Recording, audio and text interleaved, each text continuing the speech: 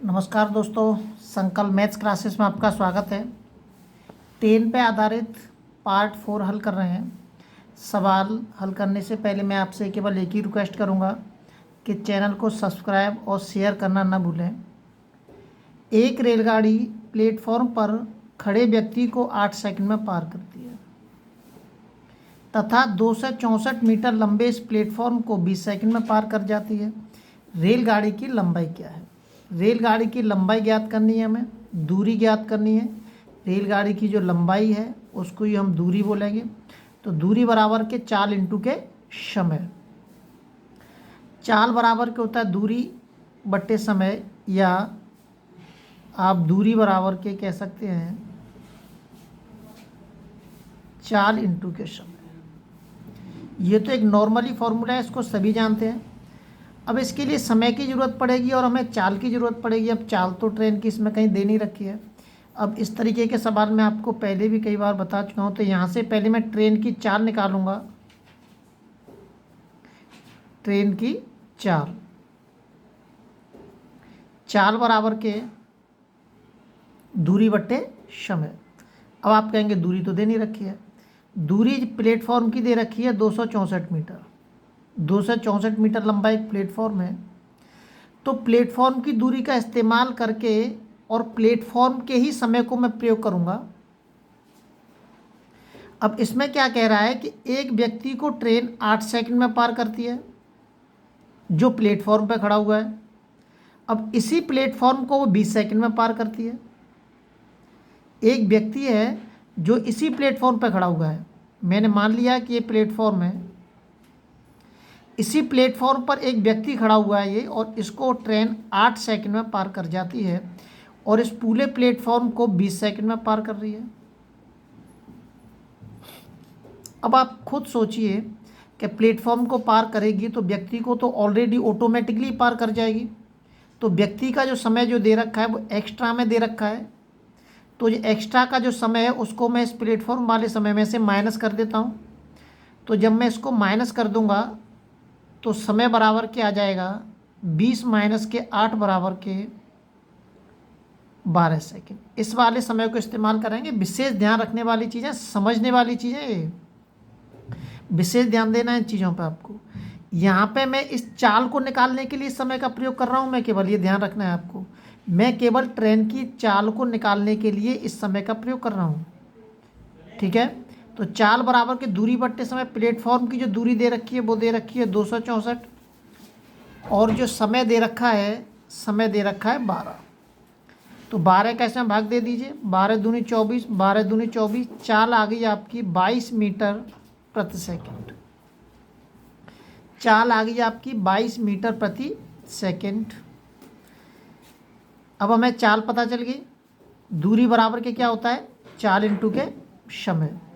अब मुझे दूरी निकालनी है। तो दूरी, टोटल जो दूरी होती है, एक तो प्लेटफॉर्म है मेरा और इसी प्लेटफॉर्म पे से ट्रेन जा रही है। तो प्लेटफॉर्म और ट्रेन की दूरी दोनों को क्या कर देते हैं हम? जोड़ देते हैं, प्लस कर देते हैं। तो चाल बराबर के दूरी वटे समय।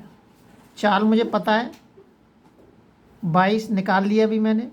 दूरी, प्लेटफॉर्म की दूरी प्लस ट्रेन की दूरी। अब प्लेटफॉर्म की दूरी तो पता है मुझे 264, ट्रेन की दूरी मुझे मालूम नहीं है, तो मैं कुछ भी मान लेता हूँ वहाँ पे x बट्टे समय। अब वहाँ पे अब हम इस समय को प्रयोग नहीं करेंगे क्योंकि अब मुझे केवल प्लेटफॉर्म की दूरी निकालनी है। तो प्लेटफॉर्म की दूरी में जो ट्रेन जो है प्लेटफॉर्म पे से गुजरेगी तो उसी समय को मैं इस्तेमाल करूंगा जो प्लेटफॉर्म पे से गुजर रही है, उसी वाले समय को, केवल इस वाले समय को प्रयोग करूंगा। अब मुझे इस समय से कोई मतलब नहीं है। तो अब मैं केवल 20 को इस्तेमाल करूंगा यहाँ पे। 20 का आप इसमें गुणा कर दीजिए, यह आ जाएगा 2 दूनी 4, 2 दूनी 4, 0, 264 प्लस के x। इसको इसमें से माइनस कर दीजिए। 10 में से 4 गए 6, 13 में 6 गए 7, 176 मीटर। जो प्लेटफॉर्म की दूरी है वो हमारी 176 मीटर आ गई। इन समयों का विशेष ध्यान रखना है, इस वाले समय का कैसे प्रयोग करना है और इस वाले समय का कैसे प्रयोग करना है। अगला सवाल देखते हैं। अगला सवाल दे रखा है 190 मीटर तथा 230 मीटर लंबी दो रेलगाड़ियां क्रमशः 35 किलोमीटर प्रति घंटा और 55 किलोमीटर प्रति घंटा की चाल से एक ही दिशा में जा रही हैं। यहाँ पे इस चीज़ का विशेष ध्यान रखना है, जब ट्रेन एक ही दिशा के अंदर जाती हैं तो उनकी जो चालें होती हैं वो क्या हो जाती हैं, माइनस हो जाती हैं। जब ट्रेन एक ही दिशा में जाती हैं तो उनकी जो चाल होती हैं वो क्या हो जाती हैं, माइनस हो जाती हैं, घट जाती हैं एक दूसरे में से। तो यहाँ से मैं सापेक्ष चाल निकालूंगा। सापेक्ष चाल निकालूंगा मतलब इसमें से घटा दूंगा। 55 में से 35 को घटा दीजिए आप, 20 बचेगा, 20 किलोमीटर प्रति घंटा। अब यहाँ पे यूनिट देखिए, ये किलोमीटर प्रति घंटा में और ये दोनों मीटर में दे रखे हैं। तो मैं इस 20 किलोमीटर प्रति घंटा को मीटर पर सेकंड में कन्वर्ट कर देता हूँ। 5/18, 2 धारे 20, 2 नम 18, तो ये आ जाएगा 50/9 मीटर प्रति सेकंड। सापेक्ष चाल आ गई, चाल निकल के आ गई हमारी 50 मीटर पर सेकंड में। और दूरी दे रखी है, दोनों दूरियाँ।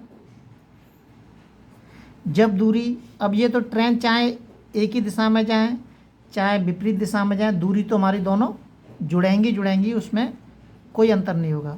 तो समय बराबर के दूरी बट्टे चाल, दूरी जो है दोनों ट्रेनों की जो दूरी है उसको हम जोड़ लेंगे, चाहे वो एक ही दिशा में जाएं या विपरीत दिशा में जाएं, उससे हमें कोई फ़र्क नहीं पड़ता।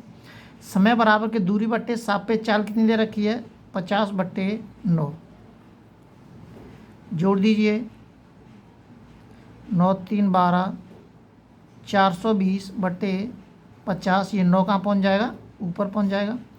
0 से 0 कट गई, 5 का इसमें भाग दे दीजिए। 5 40 और 5 चौक 20 इंटू के 9 गुणा कर दीजिए। 9 चौक 36 और 9 72, कितने हो गए, 75 हो गए। 75.6 समय दे रखा है सेकंड में आएगा, घंटे नहीं में आएगा। 75.6 सेकंड में ट्रेन जो है धीमी तेज गति वाली जो ट्रेन है, धीमी गति वाली ट्रेन को पार कर जाएगी। अगला सवाल देखते हैं।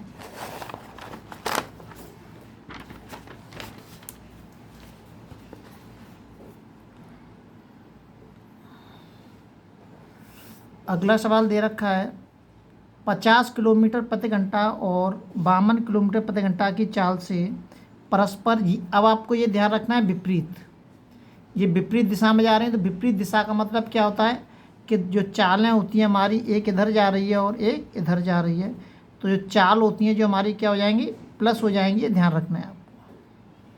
अगर विपरीत दिशा में चाल जा रही हैं तो चालें हमारी क्या हो जाएंगी, जुड़ जाएंगी। तो मैं यहाँ से सापेक्ष चाल निकाल देता हूँ। जोड़ दीजिए, 50 और 52, 102 किलोमीटर प्रति घंटा। ये मीटर में, तो क्यों ना इसको भी मीटर प्रति सेकंड में बदल देते हैं। 5/18 का इसमें गुणा कर दीजिए। 2 नम 18, 2 पंजे 10, 2 एकम 2, 5 एकम 5 और 55 25/9 मीटर प्रति सेकंड। 255/9 मीटर प्रति सेकंड सापेक्ष चाल आ जाएगी उसकी। और जो दूरी दे रखी है दोनों गाड़ियों की, ये तो हमें जोड़नी है, इसमें कोई अंतर नहीं होगा। समय बराबर के दूरी बट्टे 4। दूरी कितनी है, दोनों को जोड़ दीजिए। 0, 5 और 6 11, 2 और 2 4 और 1 5, 510 चाल जो दे रखी है 255/9 कहाँ पहुँच जाएगा, ऊपर आ जाएगा हमारा। काट दीजिए, 4 पंजे 20, 4 पंजे 20 और 1 21, नहीं 2 पंजे 10, 2 पंजे 10 और 11, 2 दूनी 4 और 1 5, ये 2 बार कट जाएगा।